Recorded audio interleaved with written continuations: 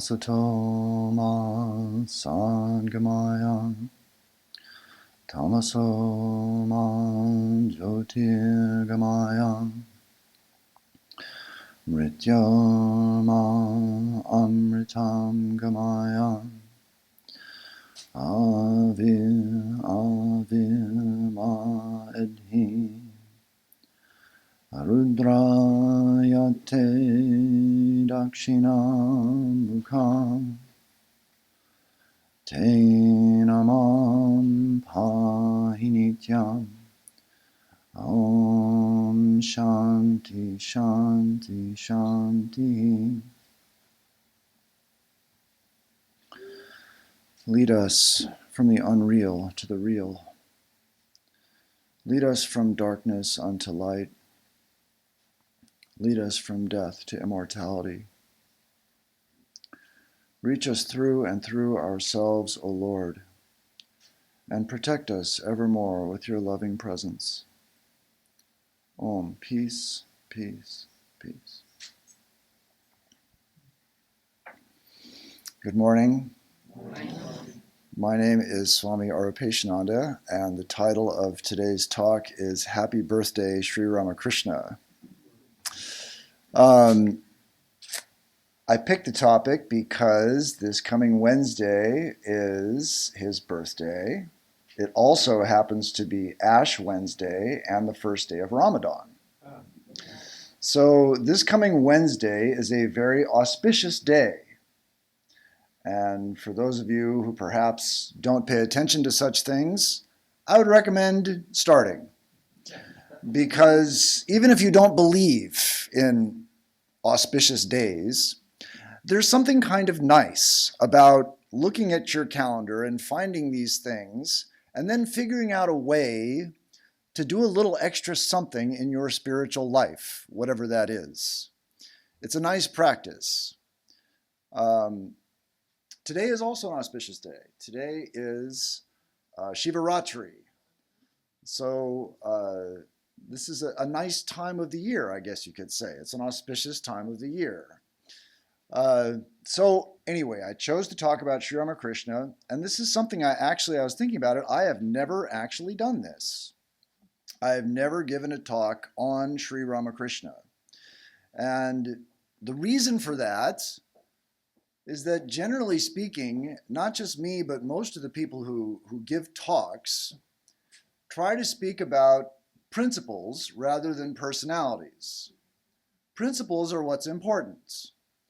Personalities generally illustrate these principles. And we all have personalities that appeal to us and personalities that don't appeal to us so much. Some of the personalities clarify the principles for us, and some of the personalities obscure the principles for us, and so we look to another personality to see the principles. Unfortunately, sometimes we lose sight of this. I know that there are sort of that fundamentalist mindset where if you actually try and live the principles of Jesus, but you don't use the name of Jesus, well, you're not accepted by that community. And so sometimes the personality can actually obscure the principles. So this is why I've never done this before. But I thought today's a good day to do it. So I'm going to try and sell you Sri Ramakrishna today. And I'm going to do that in 3 parts. The first part, I'm going to talk about the spiritual qualifications, the spiritual experiences, the spiritual power, the tejas of the man. Second part, after you've been completely intimidated by that, I will try and bring you back by explaining the all-encompassing love that he showed for his disciples and devotees. That's part 2. Part 3 is going to be the message. Why did he come here and what did he have to say for the modern age? And I'm going to start with this part 1 where I talk about his spiritual greatness by sort of expanding outward.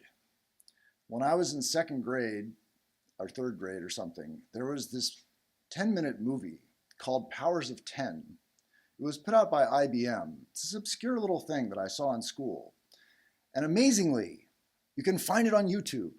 So many arcane, obscure things are available on YouTube. This little school movie that I saw back in elementary school is actually there on YouTube for us all to see. What happens in this movie, it starts at a park in Chicago, and it's got 10 meters square of the park, and you see like a picnic. These people are having a picnic in the park, and expands out to 100 meters square. Then you see some other people playing ball or whatever. 1,000 meters, there's the freeway and the lake. 10,000 meters, you're getting the state of Michigan. It goes out and out and out until you get the solar system and the galaxy and the visible universe. This film, in 10 minutes, it does this. And so I thought I would take that approach today to trying to explain to you my understanding, which is necessarily limited, of Sri Ramakrishna's spiritual stature. Okay, so we'll start small. That's me. You see, I'm basically more or less an ordinary person, except maybe the clothes I'm wearing are a little weird, but other than that, I basically seem like a regular guy. So you say, well, why did this otherwise regular guy put on these funny clothes? And the reason for that is the founder of this Vedanta Society of Southern California. His name was Swami Arupeshananda, and he died July 4th, 1976, but I had the blessed good fortune of close and intimate and repeated contact with him from the ages of 0 to 7. And so that contact, I would say, is responsible for me being up here wearing these clothes and talking to you about this subject. Without that influence, I don't think I'd be here today. And what was that influence? I'll just give you one memory I have from my childhood. Every day, the Swami would come out of his room after his nap in the afternoon. And there would be a crowd of us. They were all tall people. There were some other little kids too. But there was a crowd of us waiting for him to make an appearance. This is Hollywood. Probably a lot of you have been to Hollywood Monastery. It's the same building where Swami Sarvadevananda now lives. Swami would come out after his nap, make his appearance. He was an old man, and circumambulate the temple a few times. And there'd be this crowd of people waiting to follow him around the temple. He maybe wouldn't say anything. They were just there because they wanted to be near him. They wanted to breathe the same air that he was breathing for a few minutes, and they would wait outside his room to do this. I don't know, 30, 40 people doing this. And I was a little kid, and I got to hold his hand on the walks. And I can only say that his presence, I wasn't the only one who felt it. Obviously, there's a crowd of people out there. His presence was transforming. It was elevating. There was something magical about it. It was like Disneyland and the Easter Bunny and Shangri-La and everything else you can think of. Christmas morning, happy birthday, all this stuff was there. Magic in the air when you followed this man around the temple. And so that was 7 years old I was when he passed. Now, when someone elevates your mind, another personality you come into contact with elevates your mind, and then it ends, and you come back to this kind of ordinary existence that we all share. You can try and forget that elevation. You can try and convince yourself that there's something out here, a house, a person you might meet, a career you might have, a subject you might study, a talent you might acquire, whatever it is. There's something out here that can compare to this elevated consciousness. You can try and find that thing. I did try and find that thing. And it isn't. That elevation that we get from spiritual grace, however it comes, whether it is a personality we're exposed to or just a lucky prayer, just a moment of elevation, maybe we're just reading some scriptures, however it comes. Grace comes in so many forms. That's not today's talk. That's a different talk. However that grace comes, when our mind is elevated and we feel it, there is nothing else like that in this world. That's it. And eventually, sooner or later, we're going to have to admit that. that there's nothing better out there than what I experienced from this grace. And so that explains the guy you see in front of you, why he's wearing these clothes, why he's talking to you. So now let's try and expand this outward in the powers of 10 idea. So what was his guru like? Swami Prabhavananda's master, his teacher, the one who inspired him to this life. What was he like? Well, I never met him. Of course, he passed away in 1922. But I will read a conversation that went on between the two of them. This is in the beginning of The Eternal Companion, a book that probably some of you have read, where Swami P is talking to his master, Swami Brahmananda, who's on the painting back there. Just to the left is Swami Vivekananda with the staff. The one to the left of him is Swami Brahmananda, which is Swami Prabhavananda's guru. Okay. So, Maharaj, his guru, is going to leave the monastery. And they've got some plan that Swami P had some plan that he thought something was going to go down and it's going down differently and he doesn't like it. He doesn't say the details.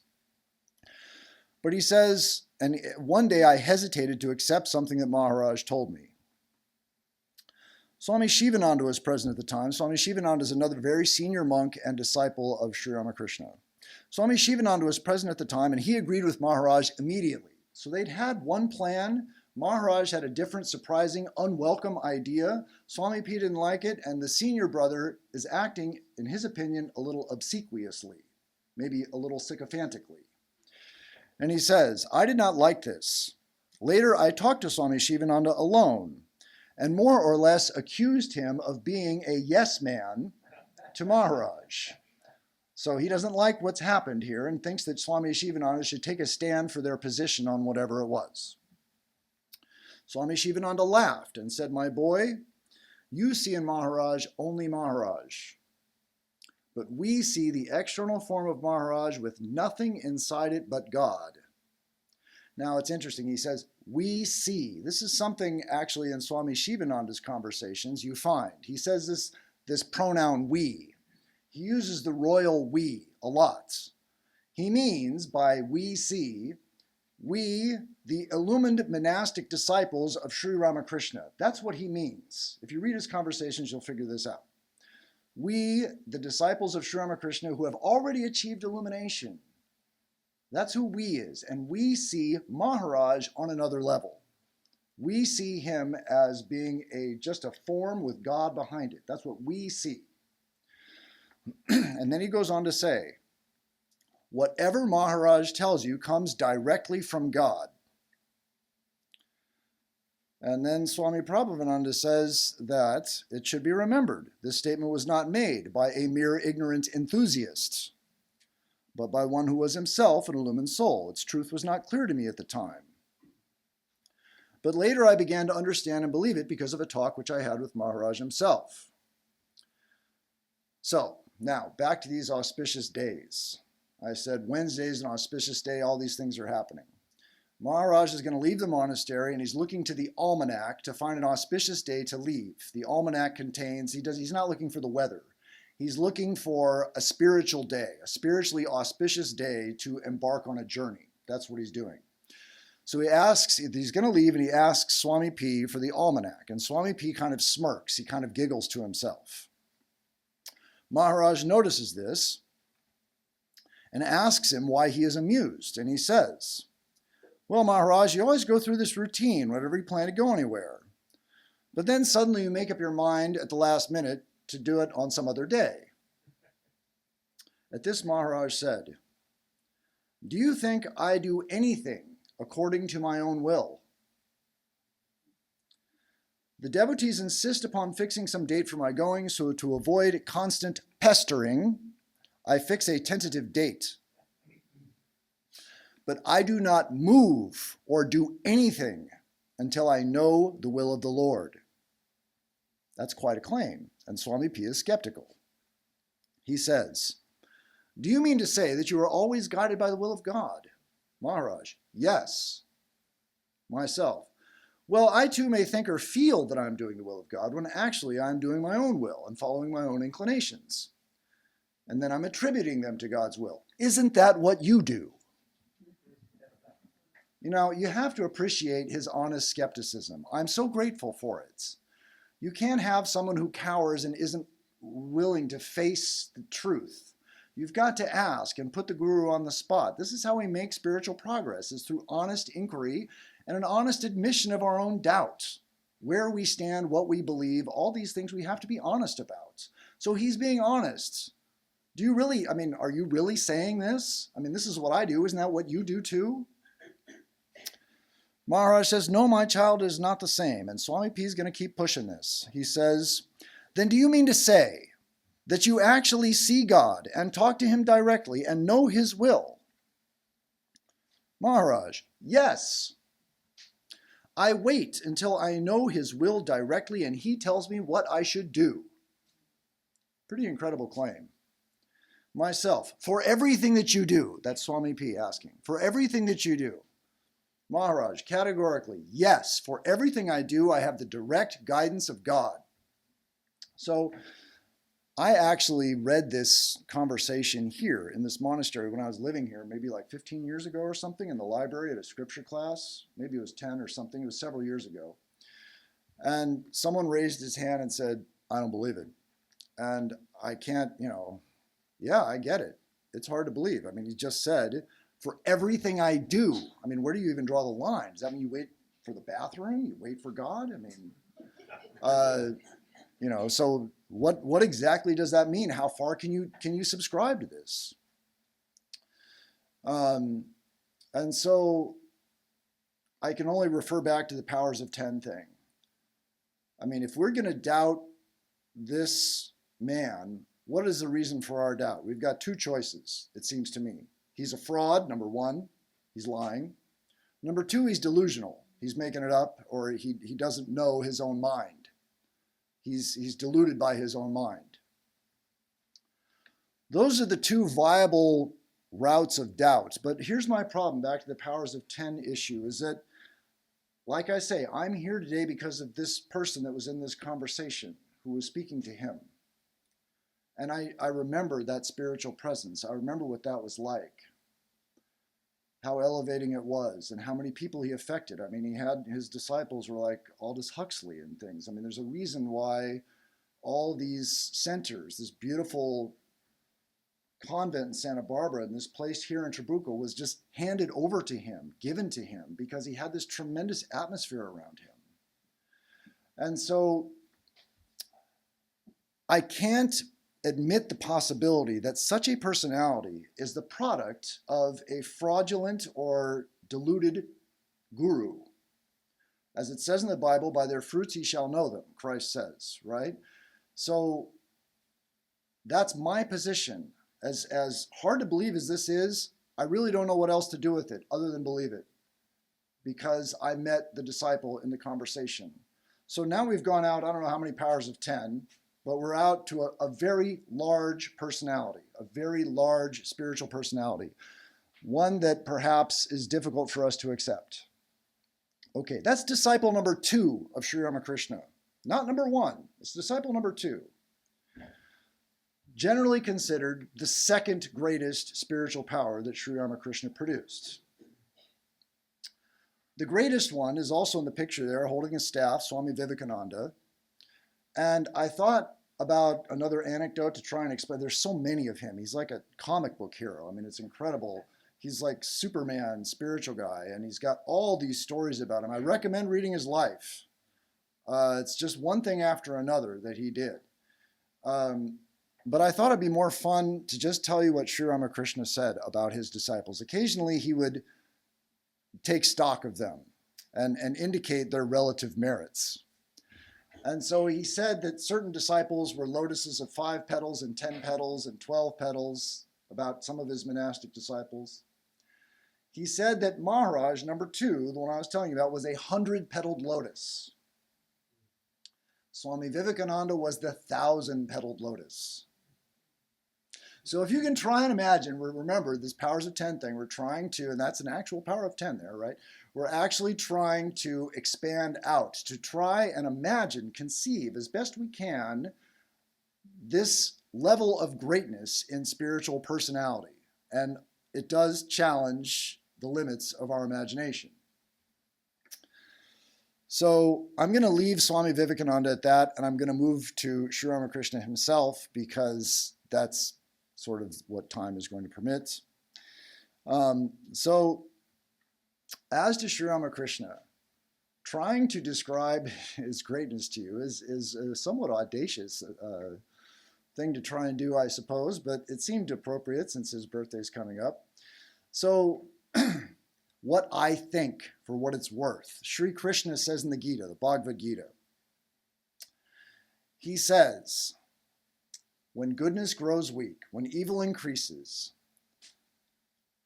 in every age I make myself a body, and I come to deliver the holy, to destroy the sin of the sinner, and to establish righteousness. This is what he promises in the Gita. Now, to me, this seems a most eminently reasonable thing for God to tell humanity. When things go south, I will show up and I'll fix them. This seems very reasonable to me. So all these personalities, Buddha, Christ, Krishna, Jesus, I already said that, Ramakrishna, are that same one being. That one being appearing again and again in different cultures, historical eras, to save us from our own folly, and also to give a message for the age. To establish righteousness means to give a message for the age, and I'm going to get to that at the end. But there seems to be a kind of pattern with these great events, these great spiritual events that incarnate in this world. And that is, they have an illumination experience. In the Bible, Christ, he goes into the desert, fasts 40 days, and it doesn't have a big illumination experience, just as the angels ministered unto him. So it's hard to say what actually happened, but he did transfigure himself on a high mountain. And his disciples, Peter and the rest of them, were terribly afraid. They said there was this bright lights, and they cowered because it was such unearthly light. They were frightened by it. And so there's this element of intimidation and fear with this spiritual power. Also Buddha, probably many of you know his story. He sat under the bo tree, and after performing all these austerities, he finally sits under this tree and says, okay, that's it. I'm either going to realize the truth, or I'm going to drop this body. I'm either going to find out the truth of life, existence, the meaning of the universe and everything, or I'm going to die in the attempt. And then he becomes Buddha, the enlightened one, Four Noble Truths and all that. And then he gets up after his enlightenment experience and takes a walk and gives a sermon somewhere. On his way to giving the sermon, someone sees him. And he is apparently so unearthly. This person who sees him asks him this question, not who are you? What are you? He asks him, what are you? You are clearly not human. And so Buddha also had some kind of appearance after his initial enlightenment experience. Sri Ramakrishna's was in the Kali temple at Dakshineswar, and he has this wonderful experience of the Divine Mother. And he comes out of the temple, and this is M's description of what that was like, to see him coming out of that first enlightenment experience. M says, I think you know who M is. M is the chronicler of the Gospel of Sri Ramakrishna. He wrote down the conversations. This actually isn't in the Gospel, but this is something that he said about Sri Ramakrishna. He says, there are two old people living yet who saw him just at the time of his first illumination. They say that when he left the Kali temple and passed by them that day, there was such a light on his face that they could not bear to look at him. And he goes on and says, whenever he spoke of God, a light unknown on earth would come on his face. Then if he touched anyone with his hand or foot, that person would see the whole world bathed in radiance for at least 3 or 4 days. That person would behold all faces bright as the stars, all places bright as the full moon.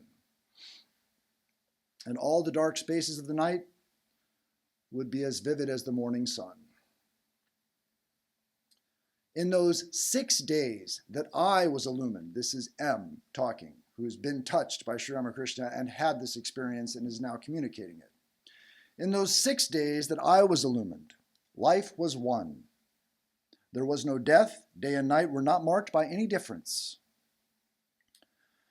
Ananda Rupa, the light of bliss, shone on all hours and all things. So, a couple of points here.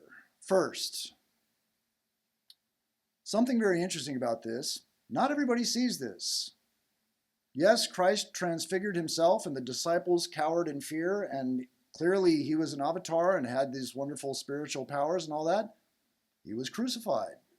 A lot of people didn't get it. Buddha also had his issues with the Brahmin priests. Just like Christ had the Pharisees, Buddha had the Brahmin priests, and they battled it out. They didn't see it. Sri Ramakrishna had many people who didn't see it and thought he was nuts. So one thing I think is practical for us as spiritual aspirants to know, we have to be open to this. Sometimes, we're just not open to these things and we miss stuff. It takes a certain amount of humility to be open to this. But that's something we have to try and keep in mind. That's the first point. The second point is back to the powers of 10 thing. We had Maharaj, who's talking to God, apparently, and getting his orders from God and doing as God tells him to do. Now we've gone a step up from that, where Sri Ramakrishna is actually giving God to people. He's giving this spiritual experience to people by a touch, putting them into another reality by an act of will. So you've gone from someone who's sort of getting the download all the time to someone who's kind of co-piloting the plane here, who's making, sort of giving people God. So he's not just listening to God, hearing to God, and doing what God says. He's doing something more than that. So that's pretty intimidating, assuming you subscribe to any of this, which I can't blame you if you don't. But we're talking about a pretty awesome spiritual force here. And the problem with that is that when we have such an idea of spiritual greatness, something so large like that, with this unearthly light and these superpowers and all this stuff, there is a natural tendency for us to feel insignificant and distant. I'm just this regular guy, and here's this huge thing, and how can I have any relationship with such a great being? It's too much for me. And so this brings me to part 2 here, which is Sri Ramakrishna's love. Because love is what conquers this sense of distance. Love is what brings us together. If, let's say you have your father or your mother or someone you know intimately is great. They have greatness. They are renowned. When you approach that person, you approach them man to man or woman to woman or whatever the relationship is, because they are your very own. And so to make a great spiritual personality, what is this howling? These are dogs. Okay. I guess that's a vote of confidence or something. To make this great spiritual personality accessible, I believe love is the answer. And one of the most amazing things, I think, about Sri Ramakrishna's life was said by a few of his disciples. They said that Sri Ramakrishna's love was so great that each disciple felt that he was most beloved of the Master.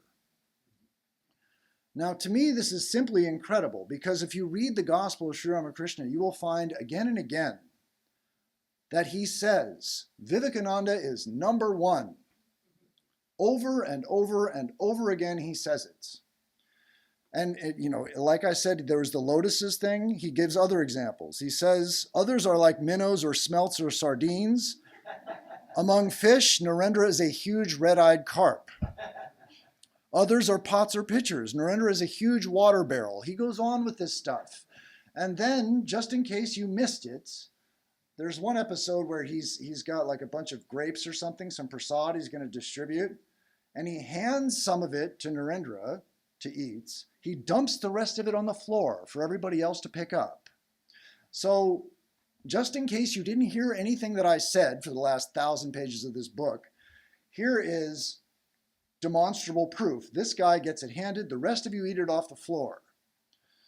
So now, in light of that, how could these other disciples have possibly thought that Sri Ramakrishna loved them more than anyone else? How is it possible? Were they not listening? Did they not notice? Oh, I guess he dumped it on the floor for me, but how do you do that? How do you get there? They're not stupid. They're paying attention to what's happening, and yet they've come to this conclusion that they are loved most by Sri Ramakrishna. I think the answer is actually at least the best one that I could come up with, and also an anecdote somebody told me. But this is a teaching from the Imitation of Christ. And this is the Lord speaking to the disciple, Thomas à Kempis. Actually, this is not. This is Thomas à Kempis talking to us. But he says, all God's glory and beauty are from within. And there it is that he takes his delights. Within means within the hearts. Many are his visits to the man of inward life. With such a one he holds delightful converse, granting him sweet comfort, much peace, and an intimacy astonishing beyond measure. An intimacy astonishing beyond measure. That's what love brings us. And to try and understand this, I spoke to a monk a long time ago. He had a dream or an experience or something of Sri Ramakrishna, and I think it illustrates the point pretty well. In this dream, vision, whatever he had, he was like wrestling or something with Sri Ramakrishna, except it was like a play wrestle, and they were having fun together. And there was like the big master wrestler and like the little puny guy, and they're just kind of playing around. He's sort of teaching him, but they're having a good time. And then he said in this experience, he was transformed into a kind of musical instrument. And Sri Ramakrishna was like a cello, and Sri Ramakrishna was this master cellist who was playing him like a virtuoso. And he said that during this play where he was this cello being played by Sri Ramakrishna, he was shown aspects of his own character, his own being, that he didn't know he had. Potentials within himself that he didn't know he had. And that Sri Ramakrishna knew him better than he knew himself, and loved these unknown aspects of his character. So, in other words, when someone loves you for things that you don't even know that you have, and shows you that you in fact have these things, and shows you how wonderful these things are, I think that's a pretty good explanation of the intimacy astonishing beyond measure. How can you imagine anything more intimate than that? This person, personality, being, whatever it is, knows yourself better than you do. You can't really conceive of even that. You certainly can't conceive of anything more than that. And so, if that happened to you, to the best of your ability, try and imagine this love that is so intimate, so completely filling. And then that beloved who had shown you yourself and shown you reasons to love yourself that you did not know, then that beloved said something nice about somebody else. Whatever. Would it make any difference? He could talk about Vivekananda all day and how great he was, and you think, yeah, but we got something. We have some connection that is the best. You couldn't think anything else. So this intimacy of love is what I think the disciples meant when they said that each one felt that he was most beloved of the Master. They said his love completely filled them, which is what that intimacy would do. It would completely fill you. You couldn't really, it overfilled you. It showed you parts of yourself that you didn't know you had and filled those. So this is a greater love than you knew that you were even capable of. And you're worthy of more love than you were aware of. And so you'd be completely filled. Now, if you're a pot or a pitcher or a huge water barrel, as he says Vivekananda is, it doesn't make any difference. The point is to be filled with that love. And of course, this is available to all of us. This is God's love. Back to my position that this is that one being who appears in this world from time to time in order to establish righteousness, destroy the sin of the sinner, deliver the holy, all those things that Sri Krishna says in the Gita. This is that one being showing up again and again. And it's his love. It's God's love. And so that love is available to all of us. And it completely eliminates this distance that we perhaps suffer from when we hear about his greatness. Okay, so that's two parts. Number 3 is the message. Why did he come here? I mean, obviously we come here, we've got baggage, things we have to work out, stuff we have to do, things we want to do. We want to become something, have something, get something, experience something, go somewhere, whatever it is we want to do. We've got our agenda, and we've got to learn our lessons. Doesn't seem like Sri Ramakrishna had any of that. So why did he come here? What was the point? This is the message part. This is where it says in the Gita, in every age I come to establish righteousness. Establish righteousness. What does that mean? It means a message for the age. This loving Lord incarnates again and again and brings a message particular to each age. And so what is the message that Sri Ramakrishna brings to this age? Well, I'm sure that I'll miss a few things. I'm sure that there's other people will say, well, what about this or that or the other thing? I won't pretend that I can actually say his whole message. But at least the parts I'm going to say, I don't think anyone would disagree with. First, religious harmony. I think that's a big message of Sri Ramakrishna's life. We have this idea in our contemporary culture of religious tolerance, which is just a terrible word. Tolerance, I tolerate you, means I can barely stand you.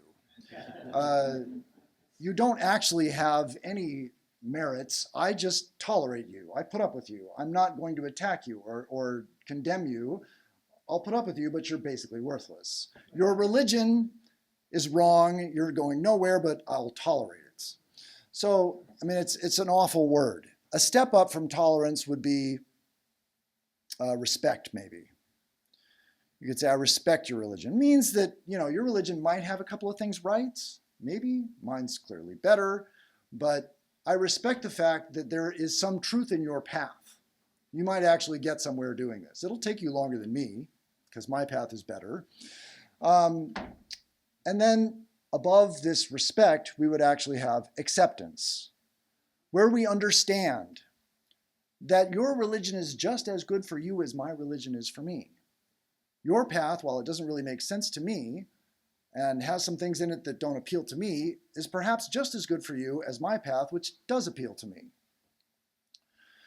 Now, above acceptance, what is there?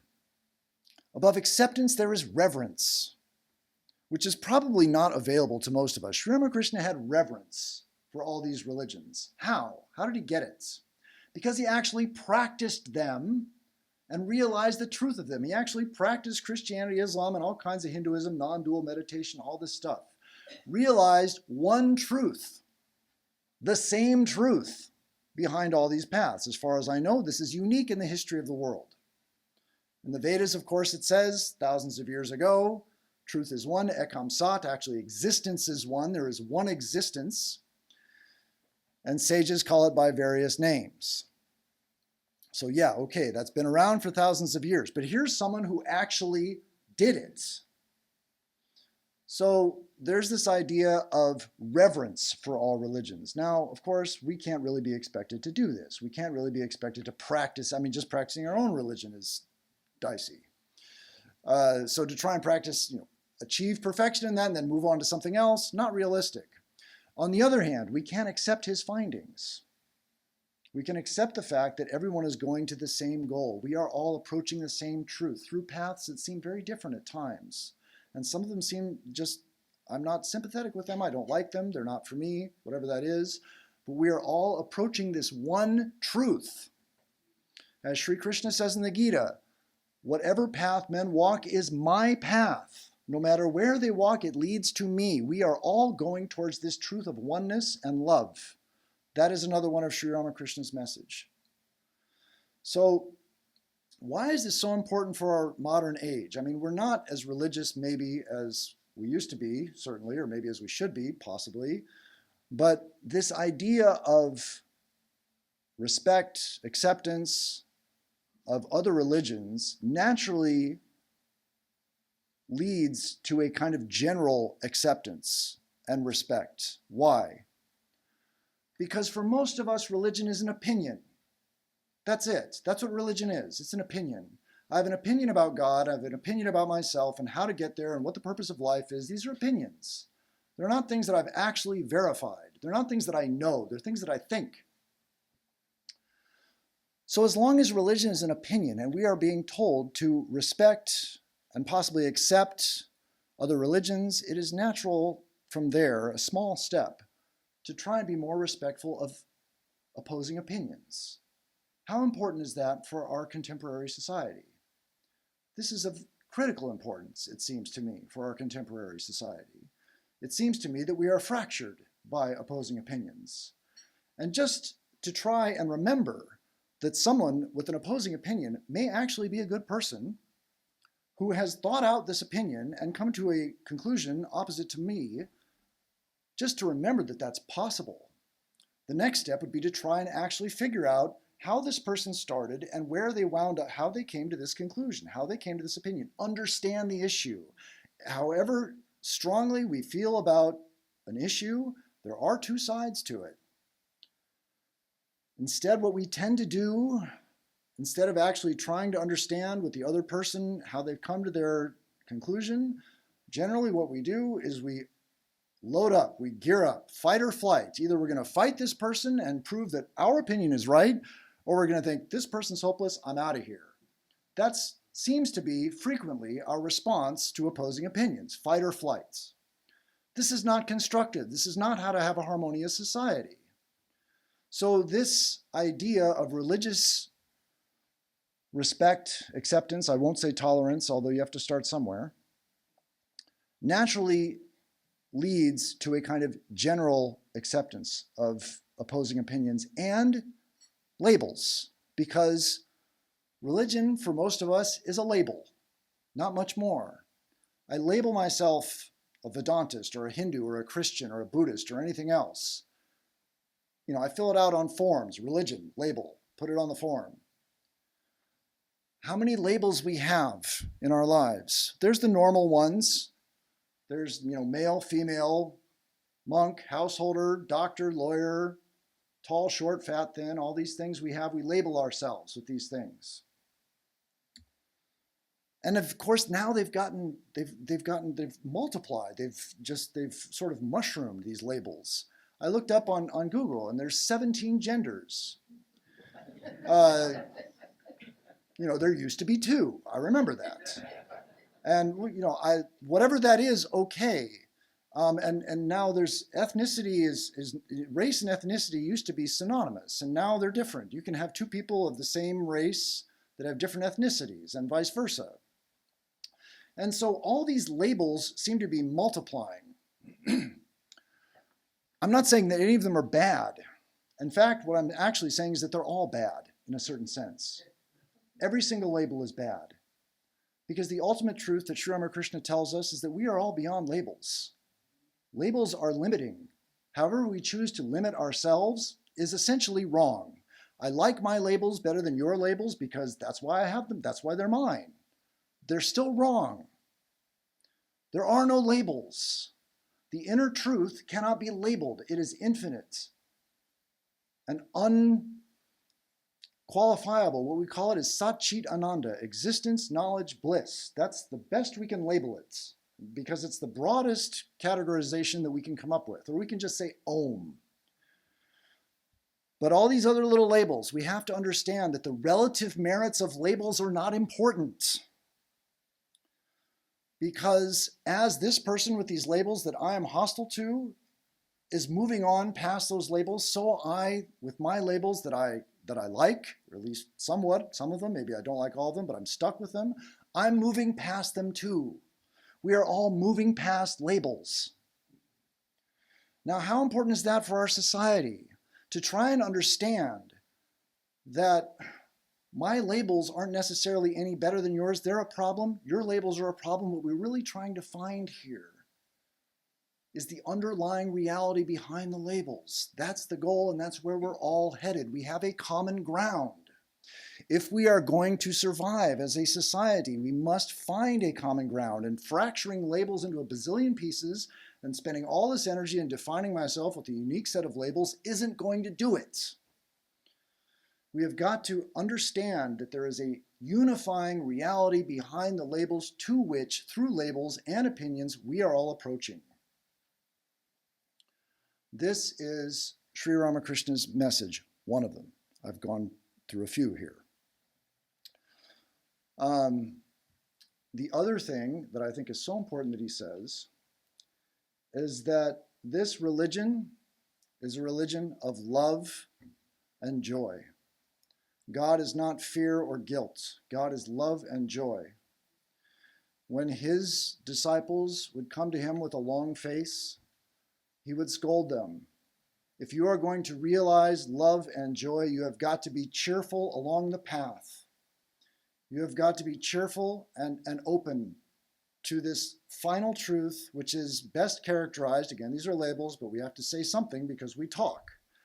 So it is best characterized by love and joy, knowledge, existence, absolute bliss, truth, one.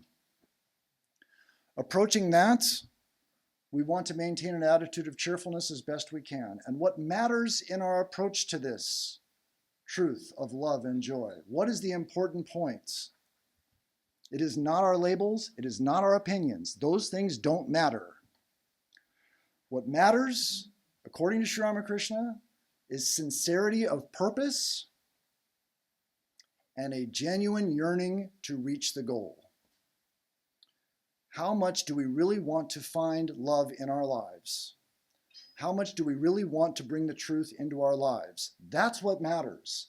We all come into this world with our baggage, whatever it is. I don't even, most of us don't even know where we got it. We show up here, we got baggage. Other people got their baggage. We think ours is better than theirs or whatever. It's all baggage. The job is to go forward. And what matters in going forward and dropping our baggage is not the particular baggage that you have to drop. What matters is the sincerity and earnestness of our purpose, the yearning to realize the truth and have love in our lives. And so next, I would say, next message that Sri Ramakrishna gives, perhaps most important. It's all most important. Everything's most important. This is not something to just be believed. This is something to be experienced. Religion is not a matter of belief or opinion or labels. It is a matter of experience. That's why we're here, is to experience the truth of religion. Again, how important is that for the modern age? The modern mind cannot accept an unrealistic dogma simply because some guy in orange is up here shouting it. That's not going to work anymore. We need proof. A big fat book from thousands of years ago that says stuff like, Joshua stopped the sun in the sky, or whatever these crazy things you read in the book, and you're just going to say, well, I take every little bit of this book to be perfectly true. Well, some people do, but that is against the spirit of the modern mind. We are scientific in our outlook. We are empirical. We need to verify things. We cannot just accept words. We have to see it for ourselves. And Sri Ramakrishna says, absolutely, yes, do that. Find the love and the truth in your own life, in your own heart, in your own consciousness. Find it for yourself. Of course, we have to be open enough to accept a method. We have to be earnest enough in our desire to realize the truth, to be able to make some sacrifices to proceed along the path. This is what religion asks of us, which is why everybody hates religion. Because it says, all those fun things you're doing, stop doing those things and try and do this. And here's a bunch of things you don't want to do, that I'm telling you to do that are good for you. This is what religion tells us, which is why we don't want to do it. So we have to have enough desire and interest in the final result to make some sacrifices. That much is required of us. The ultimate truth that Sri Ramakrishna says, that he gives to us as a promise, is that we will find a transcendental love, a transcendental existence, something beyond this appearance that unites us through this intimacy of love, however different we may appear on the surface. So he offers us, if we follow these teachings, potentially a harmonious society, a kind of scientific approach to spirituality, and an end in harmony and love that transcends this multiplicity. May we all realize that. May the good Lord bless you and keep you. May he make his face to shine upon you and be gracious unto you. May he lift his countenance upon you and give you peace. May good betide all. May happiness come to all. May all see the face of truth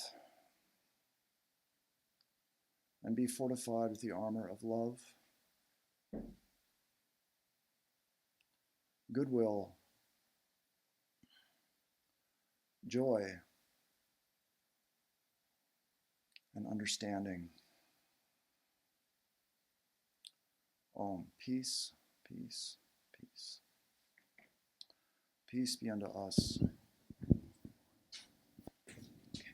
Peace be unto all.